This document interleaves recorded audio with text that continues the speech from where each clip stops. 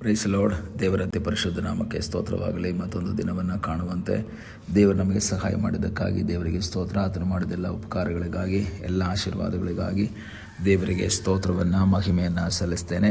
ಇಂದಿನ ವೇದಾಧ್ಯಯನಕ್ಕಾಗಿ ಒಂದು ವಾಕ್ಯವನ್ನು ಓದಿಕೊಳ್ಳೋಣ. 118ನೇ ಕೀರ್ತನೆ 13ನೇ ವಾಕ್ಯ. ವೈರಿಯೇ ನನ್ನನ್ನು ಬೀಳನೂಕಿದಿ, ಆದರೆ ಯೆಹೋವನು ನನಗೆ ಸಹಾಯ ಮಾಡಿದನು. ಇಸ್ರಾಯೇಲ್ ಮಕ್ಕಳು ಹಬ್ಬದಲ್ಲಿ ದೇವರನ್ನು ಘನಪಡಿಸುವ, ದೇವರಿಗೆ ಘನತೆಯನ್ನು ಸಲ್ಲಿಸುವಂಥ ಒಂದು ಗೀತವಾಗಿ ಈ ಒಂದು ಕೀರ್ತನೆಯ ಹೆಡ್ಡಿಂಗಲ್ಲಿ ನಾವು ನೋಡ್ತೇವೆ.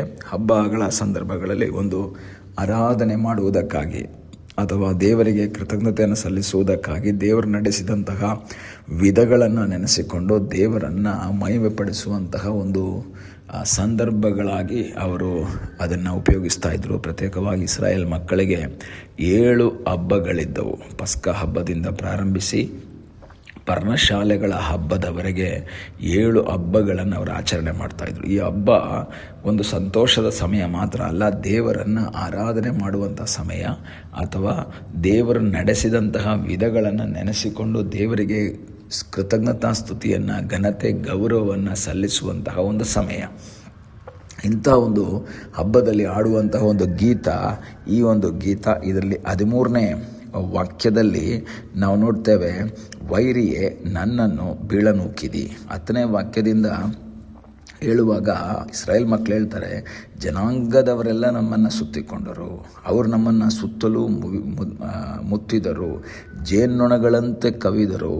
ಆದರೂ ಸಹ ನಾನು ಇವತ್ತು ಬದುಕಿದ್ದೀನಿ, ಇವತ್ತು ಈ ಹಬ್ಬದಲ್ಲಿ ಬಂದಿದ್ದೀನಿ, ಇಲ್ಲಿ ಆರಾಧನೆ ಮಾಡುವುದಕ್ಕಾಗಿ ಬಂದಿದ್ದೇನೆ.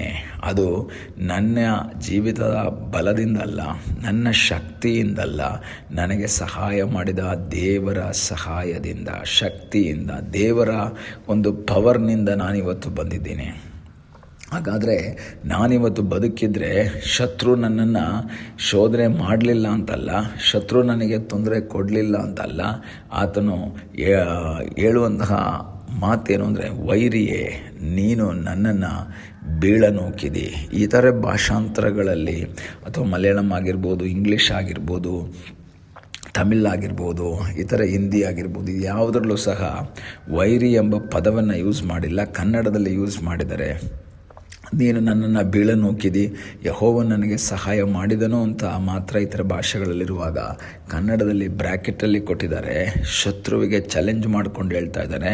ಹಬ್ಬದ ದಿವಸ ಅವನು ಶತ್ರುವಿಗೆ ಚಾಲೆಂಜ್ ಮಾಡ್ತಾ ಇದ್ದಾನೆ, ವೈರಿಯೇ ನೀ ನನ್ನನ್ನು ಬೀಳುವ ಹಾಗೆ ನೂಕ್ಬಿಟ್ಟೆ, ನಾನಿನ್ನೇನು ಬಿದ್ದೆ ಅಂತ ತಿಳ್ಕೊಂಡೆ, ಬಿದ್ದು ನಾನು ಎದ್ದಳಕ್ಕಾಗದಂತಹ ಇಕ್ಕಟ್ಟಿಗೆ ಸಿಲುಕಬೇಕಾಗಿತ್ತು, ನನ್ನನ್ನು ಬೀಳಿಸುವುದಕ್ಕಾಗಿ ನೀನು ಪ್ರಯತ್ನ ಮಾಡಿದೆ, ನೀನು ನನ್ನನ್ನು ತಳ್ಳಿದೆ. ಆದರೆ ನಾನಿವತ್ತು ಬಿದ್ದು ನನ್ನ ಸೊಂಟ ಮುರ್ಕೊಳ್ದಲೆ ಅಥವಾ ನಾನು ಕಷ್ಟದಲ್ಲಿ, ವೇದನೆಯಲ್ಲಿ, ರೋಗದಲ್ಲಿ ಬಿದ್ದು ನರಳಾಡದೇ ಇರುವುದಕ್ಕೆ ಕಾರಣ ಏನು ಗೊತ್ತಾ? ಯೆಹೋವನು ನನಗೆ ಸಹಾಯ ಮಾಡಿದನು. ಈ ಬೆಳಗ್ಗೆ ವಾಕ್ಯವನ್ನು ಕೇಳುವಂತಹ ಪ್ರಿಯ ದೇವರ ಮಕ್ಕಳೇ, ನಿಮ್ಮ ಜೀವಿತದಲ್ಲಿ ಶತ್ರುವಾದ ಸೈತಾನನು ಎಷ್ಟೋ ರೀತಿಯ ಸಮಸ್ಯೆಗಳನ್ನು, ಇಕ್ಕಟ್ಟುಗಳನ್ನು, ರೋಗಗಳನ್ನು, ವೇದನೆಗಳನ್ನು ತಂದೊಡ್ಡಿದಾಗ ನಿಮ್ಮ ಜೀವಿತದಲ್ಲಿ ಸಹಾಯ ಮಾಡಿದಂಥ ಒಬ್ಬ ದೇವರಿದ್ದಾನೆ. ನಮ್ಮ ಬಲದಿಂದ ನಾವು ನಿಂತಿಲ್ಲ, ನಮ್ಮ ಶಕ್ತಿಯಿಂದ ನಾವು ನಿಂತಿಲ್ಲ, ದೇವರ ಸಹಾಯದಿಂದ, ದೇವರ ಒಂದು ಆಶೀರ್ವಾದದಿಂದ, ದೇವರ ಕೃಪೆ ನಮ್ಮ ಮೇಲೆ ಅಪಾರವಾಗಿದ್ದರಿಂದ ಇವತ್ತು ನಾವು ಸಂತೋಷವುಳ್ಳವರಾಗಿದ್ದೇವೆ. ಇವತ್ತು ದೇವರಿಗೆ ಸ್ತೋತ್ರ ಮಾಡುವುದಕ್ಕೆ, ಕೃತಜ್ಞತೆಯನ್ನು ಸಲ್ಲಿಸುವುದಕ್ಕೆ ದೇವರು ನಮಗೆ ಅವಕಾಶವನ್ನು ಕೊಟ್ಟದ್ದಕ್ಕಾಗಿ ನಾನು ದೇವರಿಗೆ ಸ್ತೋತ್ರವನ್ನು, ಮಹಿಮೆಯನ್ನು ಸಲ್ಲಿಸ್ತಾ ಇದ್ದೇನೆ. ಈ ದಿವಸ ಕರ್ತನಿಗೆ ಹೇಳಬೇಕು, ಸ್ವಾಮಿ ನನ್ನ ಜೀವಿತದಲ್ಲಿ ನೀನು ಮಾಡಿದ ಎಲ್ಲ ಉಪಕಾರಗಳಿಗಾಗಿ, ಎಲ್ಲ ಆಶೀರ್ವಾದಗಳಿಗಾಗಿ ನಾನು ನಿನಗೆ ಸ್ತೋತ್ರವನ್ನು, ಮಹಿಮೆಯನ್ನು, ಘನತೆಯನ್ನು ಸಲ್ಲಿಸ್ತಾ ಇದ್ದೇನಪ್ಪ. ದೇವರೇ, ನಿನ್ನ ಸನ್ನಿಧಾನದಲ್ಲಿ ನಮ್ಮನ್ನೇ ಒಪ್ಪಿಸಿಕೊಡ್ತೇವೆ. ಅಸಾಧ್ಯಗಳನ್ನು ಸಾಧ್ಯ ಮಾಡಿ ನಮ್ಮನ್ನು ಇಲ್ಲಿವರೆಗೂ ಸಹಾಯ ಮಾಡಿ ನಡೆಸಿದಂತಹ ದೇವರ ಕೃಪೆಗಾಗಿ ಸ್ತೋತ್ರ. ಶತ್ರು ಎಷ್ಟೋ ರೀತಿಯಲ್ಲಿ ನಮ್ಮನ್ನು ಬೀಳಿಸುವುದಕ್ಕೆ ಪ್ರಯತ್ನ ಮಾಡು. ಒಂದು ಸಾರಿ ಯೇಸು ಸ್ವಾಮಿ ಸೀಮೋನನಿಗೆ ಹೇಳ್ತಾರೆ, ಪೇತ್ರನಿಗೆ ಹೇಳ್ತಾರೆ, ಸೀಮೋನನೇ, ಗೋಧಿ ಹೊನೆಯುವ ಹಾಗೆ ನಿನ್ನನ್ನು ಹೊನೆಯುವುದಕ್ಕಾಗಿ ಶತ್ರುವಾದ ಸೈತಾನ್ ಪ್ರಯತ್ನ ಮಾಡಿದ್ದ.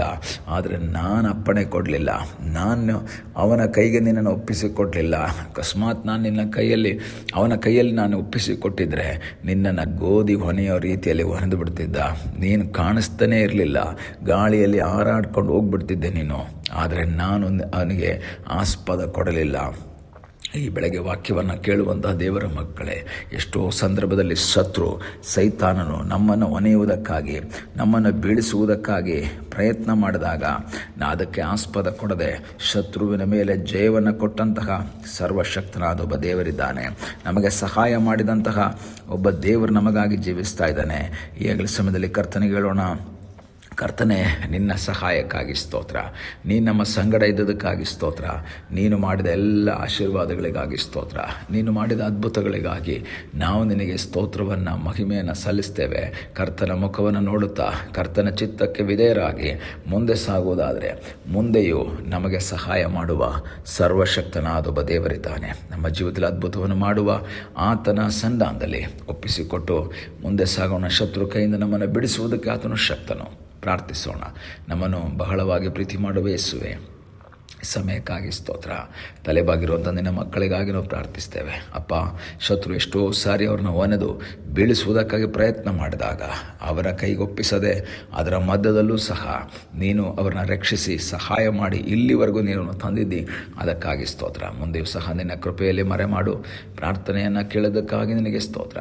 ಯೇಸುವಿನ ಮುದ್ದಾದ ಹೆಸರಿನಲ್ಲಿ ಬೇಡಿಕೊಳ್ಳುತ್ತೇವೆ ನಮ್ಮ ಪ್ರೀತಿಯ ತಂದೆಯೇ.